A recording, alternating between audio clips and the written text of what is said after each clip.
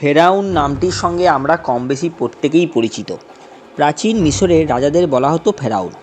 এই ফেরাউনদের পিরামিডের মধ্যে মমি করে রাখা হতো, সঙ্গে দেয়া হতো তার পছন্দের নানা জিনিসপত্র। বিশ্বাস করত তখনকার মিশরবাসী যে ফেরাউন তার মৃত্যুর পর যখন পরলোকে বসবাস করবে তখন যাতে তার কোনো অসুবিধা না হয়, তার পছন্দের সব জিনিস যেন তার সঙ্গে থাকে। আজ জানতে ইচ্ছে করে চ্যানেলেতে আমরা এক রহস্যময় ফেরাউন সম্পর্কে জানব, যার মৃতদেহ হাজার হাজার বছর ধরে কোনো পরিবর্তন ঘটেনি, যা আগুনে পোড়ালে নষ্ট হয় না, পচে না বিন্দুমাত্র, এমনকি মাটির নিচে পুঁতে দেওয়া হলেও আপনা আপনি বেরিয়ে আসে মাটি ফুঁড়ে। আশ্চর্য না? তো চলুন শুরু করা যাক। আজ থেকে প্রায় 3300 বছর আগে এই ঘটনার সূত্রপাত। ফেরাউন শব্দটি মূলত ফেরাও থেকে এসেছে। ধারণা করা হয় আজ থেকে প্রায় 3300 বছর আগে মিশরের তৎকালীন রাজা তথা ফেরাও দ্বিতীয় রামেরিজ নামে এক ফেরাওয়ের রাজত্ব ছিল। যিনি ক্ষমতাবান যেমন ছিলেন তেমনই তিনি ছিলেন অগাধ সম্পত্তির অধিকারী। তার প্রভাব প্রতিপত্তি ছিল মারাত্মক। তখনকার এমন অহংকার তার মধ্যে ছিল যে সে নিজেকে ধীরে ধীরে সৃষ্টিকর্তা বলে প্রচার করতে শুরু করে এবং ঈশ্বরকে অস্বীকার করতে শুরু করে। সেই সঙ্গে শুরু হয় মানুষের ওপর চরম অত্যাচার।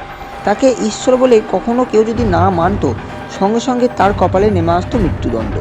ধীরে ধীরে আসতে শুরু করে তার মৃত্যুর দিন। এক ভয়াবহ যুদ্ধে ফেরাও তার সৈন্যবাহিনী সহ মহাসাগরে ডুবে যায়। এরপর 1881 সালে তার মৃতদেহ উদ্ধার হয়। আশ্চর্য বিষয় হলো, এক সময় থেকে জলে থাকা সত্ত্বেও সামুদ্রিক প্রাণী অবধি তাকে আক্রমণ করেনি এই মৃতদেহকে। এরপর এত বছর ধরে জলের সংস্পর্শে ছিল সেই মৃতদেহের মধ্যে এক ফোঁটা পচন অবধি ধরেনি। অধ্যাপক মরিস ফেরাওয়ের মৃতদেহ নিয়ে গবেষণা করা শুরু করেন। অনেক বছর গবেষণা করার পর তিনি জানান ফেরাওয়ের মৃতদেহ না পচার কারণ তার শরীরে থাকা অজস্র পরিমাণে সামুদ্রিক লবণ। এছাড়াও মৃতদেহের হাড়ে তিনি এমন কিছু ক্ষত পেয়েছেন যা সাধারণত সমুদ্রের বিশাল ঢেউয়ের ধাক্কাতে হয়ে থাকে। পরবর্তীকালে এক ধর্মগ্রন্থ থেকে মরিস জানতে পারে সেখানে এক পৃষ্ঠাতে লেখা রয়েছে যে নিজেকে সৃষ্টিকর্তার ঊর্ধ্বে মনে করবে, এমনকি নিজেকে যে সৃষ্টিকর্তা মনে করবে তাকে এমন শাস্তি দেওয়া হবে যে আর অন্য কেউ যেন এটি করতে সাহস না পায়। যা দেখে অধ্যাপক মরিস রীতিমতো চমকে ওঠেন। মরিসের বুঝতে অসুবিধা হয়নি যে ফেরাও দ্বিতীয় রামেরিজ তার কৃতকর্মের ফল ভোগ করছে। বর্তমানে আজও ফেরাওয়ের মৃতদেহ অক্ষত অবস্থায় রয়েছে, কোনো রকম পরিবর্তন ছাড়া।